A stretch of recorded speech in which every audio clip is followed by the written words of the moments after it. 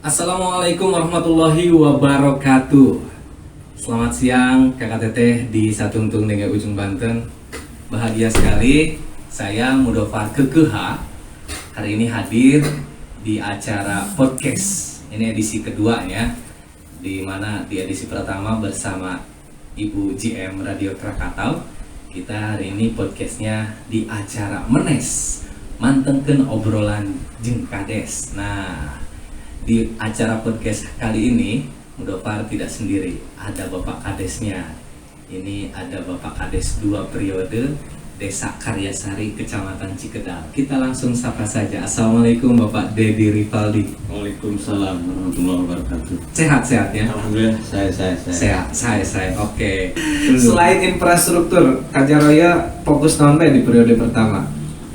Saya di periode pertama, jadi kalau udah infrastruktur udah berjalan, itu udah rapi, saya paling pemberdayaan. Oke, kan masyarakat. Masyarakat, karena saya amati di kampung saya itu benar-benar simpan pinjam modal itu ya. Mau arana nambah keliling sebanyak. Nanti ke depan saya ingin menghapus itu digantikan dari anggaran kita. Udah Bikin BUMDes. BUMDes, jadi dia menghidupkan BUMDes. Jadi silahkan, sama aja. Tapi yang kita presentasinya nggak gede-gede amat seperti bank yang lain. Artinya tetap ada persentase. Ada persentase, ya. Tapi tidak mencekik masyarakat. Ya, tidak mencekik seperti mereka yang dudak-dudak sampai saya sering didatangan sama warga punya masalah punya sini. Curhat karena belum bayar katanya. Ada seminggu 2 kali kan bayar masyarakat. Ada yang seminggu 1 kali. Pas pahitnya datang curhat, ada masalah ya. Kernyokot nama masyarakat. Jawaban. Ya memang. Tapi infrastruktur juga ada. Ya saya memang kurang lebih jalan desa itu ya kurang lebih adalah bangsa 2000 meter. Alhamdulillah. 2000 meter lagi paling. Kalau tidak diatur dengan peraturan presiden, ya, ini kocak nih. Kalau tadi diatur dengan peraturan presiden bisa sekarang ke PC. Iya sih. Bisa ke PC. Tapi bahasannya terakhir aja lah. Lihat sama berat. Kita masih ngobrolkan kaitan dengan Kajaro dulu. Kajaro juga kan selain menjadi kepala desa 2 periode, pernah juga mencalonkan di Abdesi Pandeglang. Kalau nggak salah itu waktu sama Bapak Ibnu. Ini calonnya ada 2 dan akhirnya belum rezeki. Sekarang menjadi sekretaris jenderal atau sekjen Abdesi Kabupaten Pandeglang. Ini masa baktinya sampai kapan? Kalau di SK sampai 2023. Oh, tahun depan. 4 tahun itu. Ya, 5 tahun. Oh, 5 tahun ya. 5 tahun. Kekerasan ya. Jadi waktu itu emang perhelatan Musda Abdesi ya. Iya. Waktu itu kan saya kan baru. Waktu itu yang daftar 2, saya sama Pak Lurah Ibnu. Ya, desa sini, desa Kalangkangga 2. Yang jelas waktu itu saya juga membaca. Ya, daripada kita ribut sama teman, ya udah kita masih punya keinginan yang sama lah. Oh iya. Ya udah kita majukan senioritas. Karena mereka sudah senior, apalagi Pak Ibnu waktu itu udah 2 periode. Ya udah, saya mengalah waktu di perhelatan waktu itu kan dihadiri oleh Bupati juga dengan Musbida dari Kabupaten Pandeglang juga pada hadir. Ya udah pas mau pemilihan saya mengundurkan diri. Dan pada itu kan teman-teman kepala desa kan hadir. Iya. Itu semua hadir. Punya suara juga ya? Iya, punya suara waktu itu. Ya udah dengan itu kita ambil maslahatnya saja. Ambil maslahatnya ya udah. Karena ditentukan ya udah Pak Ibnu juga saya harus jadi sekretaris di sekjen, ya udah saya ya udah sama-sama membangun. Iya benar. Untuk organisasi aparat desa ini. Kepala desa ini. Dan punya rasa mengundurkan diri itu kan berat sebenarnya sama Kajaro. Ya. Artinya lamun urang komo lamun geus niat ya. Ya punten apalagi udah daftar.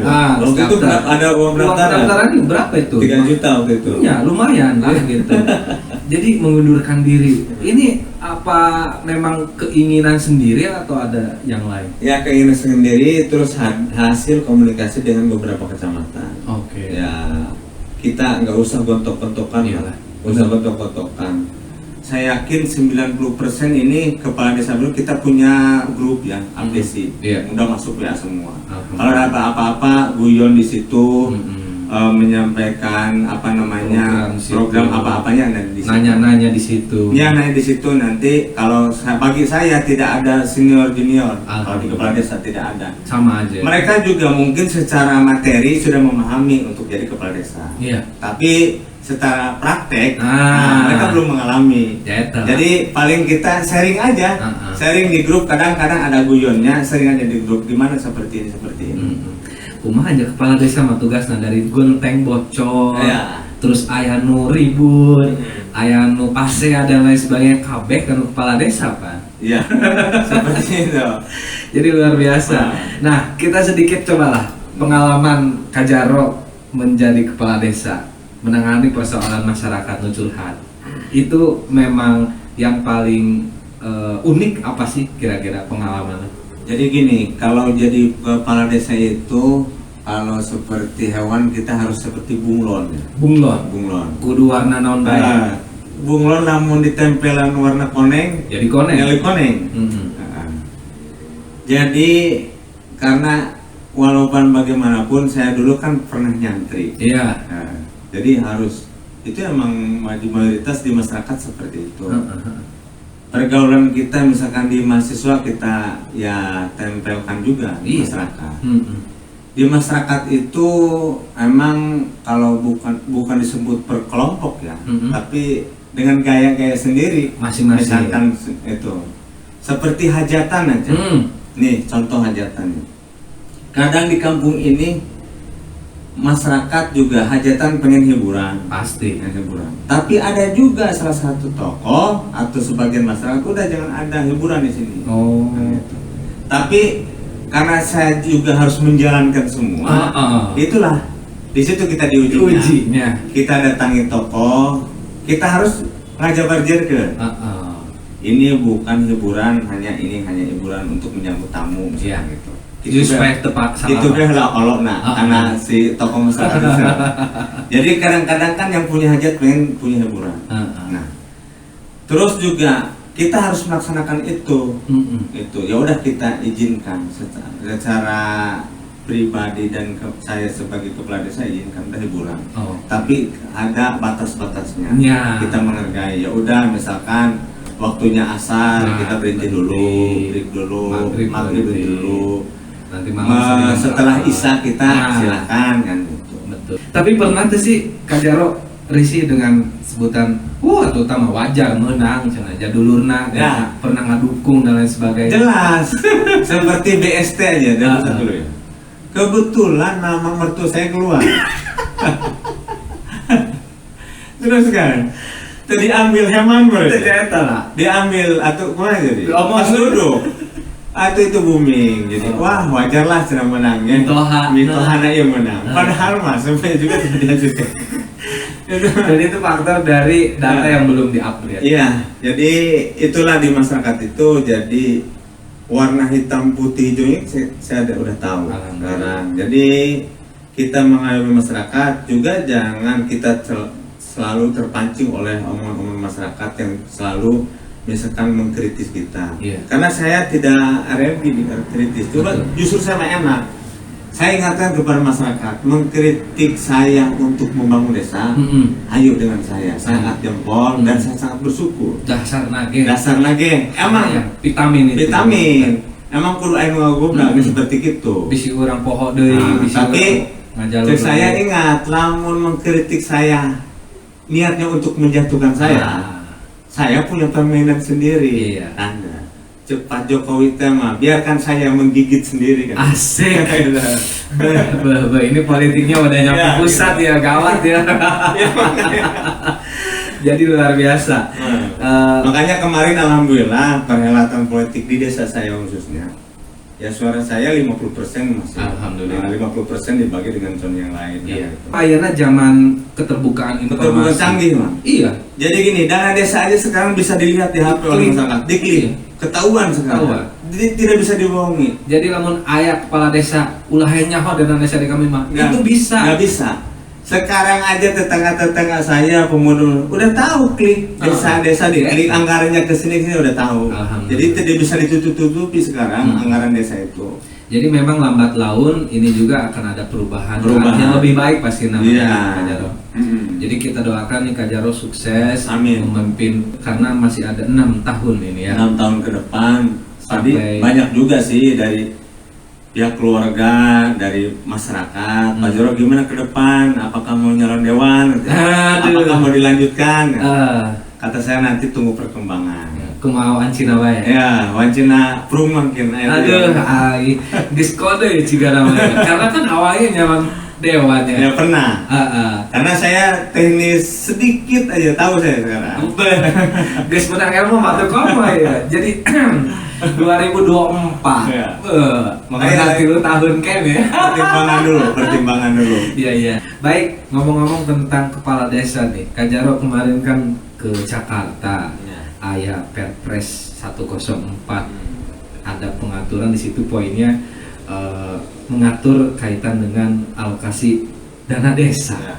Dan sisanya desa ataupun bisa mengelola hanya sebanyak 32%. Rinciannya itu 40% minimal untuk BLT ya. Dan yang lainnya itu untuk protein nabati dan lain sebagainya ya. Masalah COVID gitu. lah. COVID itu maksudnya untuk penanganan COVID. Awal mulanya keresahan para kepala desa ini bagaimana ya Kak Jarot? Ya. Saya jelaskan hampir ini seluruh Indonesia resah. Karena saya aktif di organisasi APDESI, karena kan rapat di DPD APDESI provinsi dan pusat juga resah semua. Karena bahkan beberapa kabupaten juga demo turun ke jalan. Bahkan Banten dengan Jawa Barat kemarin fokus di Jakarta di sana dan di gedung DPR RI. Yang jelas semuanya juga menolak. Karena gini, kalau Perpres ini kan kalau tidak dirubah atau tidak dicabut jelas harus kita laksanakan. Iya, mau tidak mau. Nah, saya berbicara Pandeglang nih. Berbicara Pandeglang. Pandeglang itu ADD-nya kan kecil. Karena yang tadi sebelumnya saya sebutkan tadi, dana desa itu kalau Pandeglang itu insentif RT RW kader posyandu Linmas dan Gunung Aji ngambilnya dari Dede. Iya. Sisa yang sudah diatur oleh Perpres itu 32%. Itu hanya cukup untuk insentif. Bahkan jumlah rupiah bisa kurang dari situ. Bisa kurang karena RT RW-nya paling banyak misalkan di desa tersebut, jumlah kader posyandunya paling banyak misalkan, jumlah limasnya paling banyak juga pasti berkurang nilai rupiahnya. Karena tidak cukup dengan 32%. Baik. Tidak dalam jangka 1 tahun. Nah, keduanya begini nih. Itu kan apalagi nih hasil konstelasi politik pilkades kemarin. Janji-janji calon kemarin. Permintaan masyarakat kan membangun jalan lingkungan, jalan misalkan pembangunan irigasi atau pembangunan fisik yang lain yang sudah dijanjikan oleh para calon kemarin. Nah itu dengan adanya Perpres ini kan Perpres 104 ini kan jelas sudah diatur. Yang jelas Pandeglang ini kalau Perpres ini tidak dirubah atau tidak dicabut, maka untuk 2022 dari desa tidak ada pembangunan fisik sama sekali tidak ada. Makanya hasil musyawarah dusun, hasil musyawarah desa udah itu percuma tidak dilaksanakan. Paling ada musyawarah lagi untuk menentukan BLT KPM penerima manfaatnya saja yang harus nanti dimusyawarahkan oleh desa. Paling kita kumpulkan aja, mungkin BPD di situ aja, RT RW atau perwakilan dari masing-masing dusun juga ada. Paling itu aja, siapa aja nih yang layak mendapatkan BLT. Karena saya amati dan saya dengar sekarang BST dari pusat kan dari Mensos tidak ada. Dialihkan ke dana desa. Nah makanya yang 40 itu. Bagi kami para kepala desa camplang emang. Ya. Kenapa ini harus dialihkan ke dana desa? Karena desa membutuhkan untuk pembangunan yang lain. Sebetulnya mah masyarakat ini dibikin manja.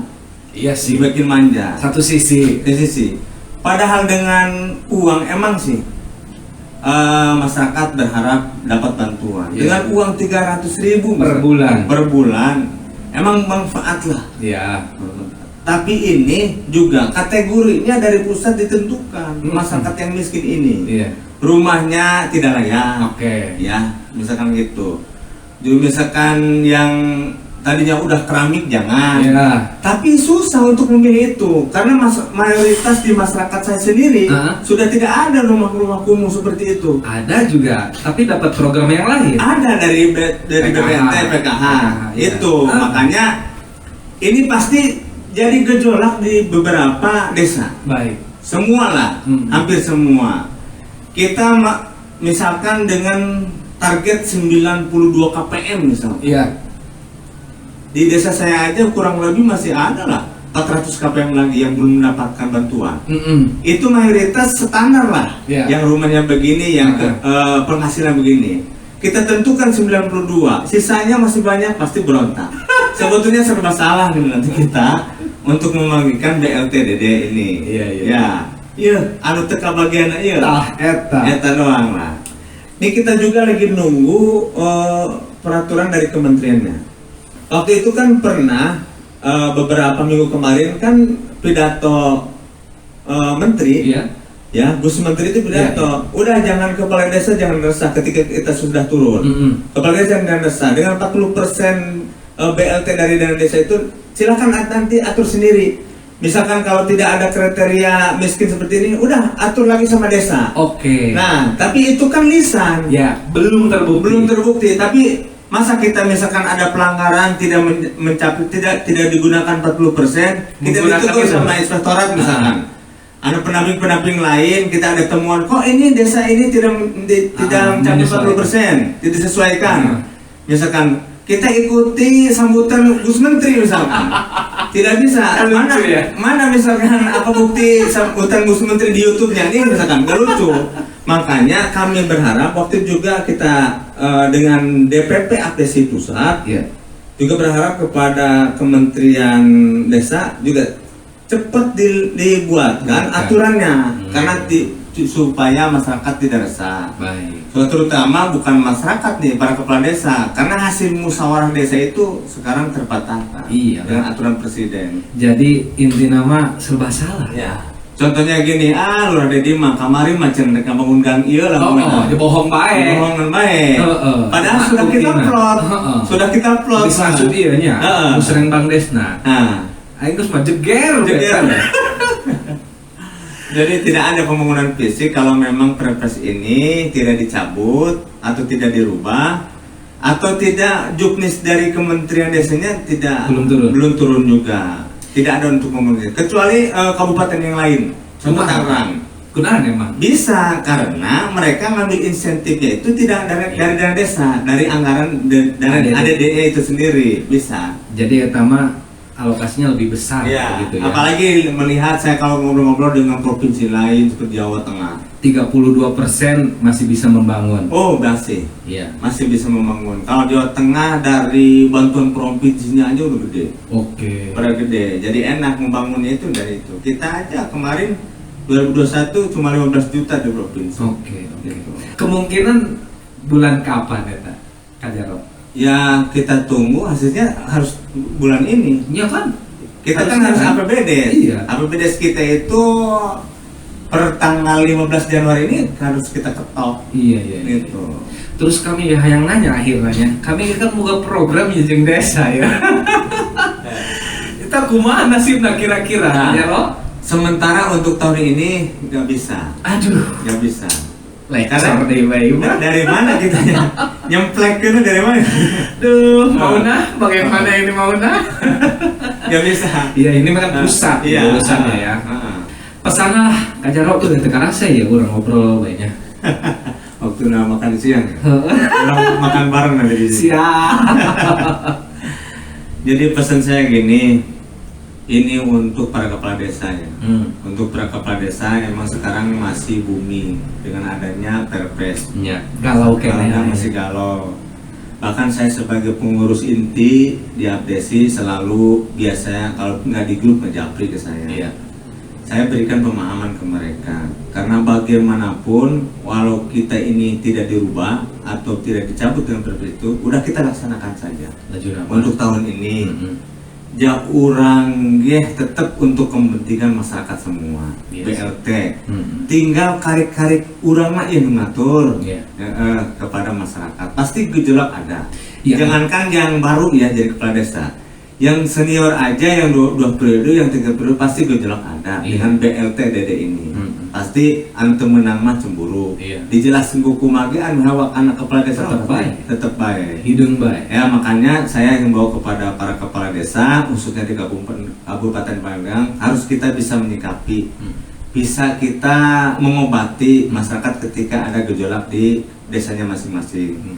Harus bisa koordinasi, kita juga punya kepala dinas, silahkan koordinasi. Terus di organisasinya ada Abdesi, organisasi juga. Koordinasi juga dengan Abdesi. Nah untuk masyarakat juga saya sarankan hari ketidakpuasan pasti. Wajar. Apalagi pasca pilkades ini. Oh iya. Benar. Misalkan masyarakat ini kok saya mah tidak mendapatkan BLT, pasti bertanya seperti itu. Tinggal kepala desa yang bisa menjelaskan. Nah, pasti apalagi sekarang emang ada juga beberapa desa yang mengganti perangkat desanya. Padahal interupsi bupati dan bupati tidak boleh. Karena bukan tidak boleh sebenarnya. Boleh saja. Boleh saja ya. Tapi ada prosesnya. Ada prosesnya juga. Ya makanya itu saya sarankan kepada teman-teman ikuti aja dulu yang ada. Kecuali perangkat desa yang tadinya ada tidak sesuai prosedur yang kita lakukan atau tidak cek bahasa nama tenurut karena anu ulang kepala desa program kan baru kita ada tindakan. Selama ini walaupun kemarin tidak mendukung kita misalkan nyaman mah atau laksanakan aja dulu. Tapi emang para kepala desa juga emang dipusingkan kalau misalkan di desa sendiri, perangkat desa sendiri atau staf desa sendiri ada hidup putih. Iya mau nyaman kan kepala desa. Mawar berduri. Nyaman. Terus juga kepala desa tetap harus koordinasi apalagi dengan BPD. Masih banyak emang desa-desa yang tidak, kepala desa yang tidak sinkron dengan ketua BPD atau anggota BPD, masih banyak. Efek pilkades kemarin. Maksud saya udahlah. Yang kemarin mah sudah. Ya orang masih dikenal. Ya sekupnya ke sekup desa. Emang temunapik saya guys sih. Temunapik ayah baik gitu. Ketika misalkan RT RW saya tengah dukung saya misalkan. Emang ayah atau ayah baik. Ayah baik gitu. Oke. Tapi ya tadi itu ya karena tujuannya juga ke depan ya. Iya nggak apa-apa. Maksud saya jangan mendukung kita semua. Iyalah. Terus itu memang dinamika dan tidak ada warna. Iya. Dan ada warna. Jadi saya kira tersep belum ke saya KB. Oh ada. Benar sih. Jadi nggak ada. Bagi saya seni, ya. Nggak ada seni. Bagi saya. Iya, ya. Nggak tahu dari pemikiran rekan-rekan yang lain mah. Jadi ke depan juga kami berharap nih Abdesi ya para kepala desa di seluruh Indonesia berharap untuk tahun yang akan datang udah jangan diatur dana desa dari pusat. Kembalikan lagi. Iya. Karena kita juga mengacu kepada Undang-Undang Desa ya nomor 6 2014. Udah itu aja. Jadi masyarakat hayang bangunan itulah. Insya Allah kan dibangun. Bangun kan gitu. Namun kia-kia kena baik atur. Gak usah ada mus deh. Gak usah. Jadi udah diatur. Mus KPM. Mus KPM. Atau kita ikuti dari pusat saja. Iyalah. Jadi itulah beberapa saran dari saya untuk pusat yang itu. Amin. Dari Bapak Presiden juga mudah-mudahan lihat ya. Amin. Video ini nih. Amin. Dengan Gus Menteri lihat video kita ini. Minimal Gus Menteri bisa lihat lah. Iya. Jadi bagaimanapun juga ya kalau saya mah masih satu ini dengan karena beliau juga kan aktifnya di betul. Amin. Terus Kakak Teteh, demikian podcast kita di acara Menes Mantengkeun obrolan jeung Kades. Kakak Teteh punya masukan atau mungkin punya tokoh yang ingin ditampilkan di podcast Krakatau Radio, silakan nanti komentar di channel YouTube Krakatau Radio dan kita akan undang untuk kita tampilkan. Berbagi inspirasi itu indah. Terima kasih Pak Jarod sekali lagi. Sama-sama. Assalamualaikum warahmatullahi wabarakatuh. Waalaikumsalam.